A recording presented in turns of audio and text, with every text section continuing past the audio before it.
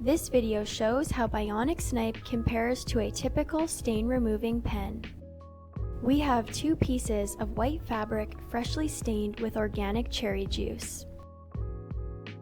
One stain will get treated with Bio-Nic Snipe and the other stain will get treated with a typical stain removing pen. It took about 10 seconds to spray Bio-Nic Snipe on the stained fabric.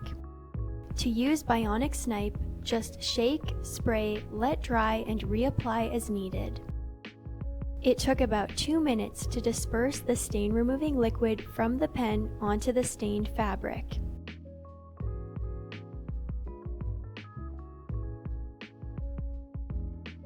Once treated, we left the fabrics to dry for 48 hours. As you can see, Bio-Nic Snipe eliminated more of the stain than the other product did. Bio-Nic Snipe uses organic microbes to consume and eliminate stains from organic sources, such as fruit juice. To learn more or shop Bio-Nic Snipe, click the link in the description below. Thanks for watching.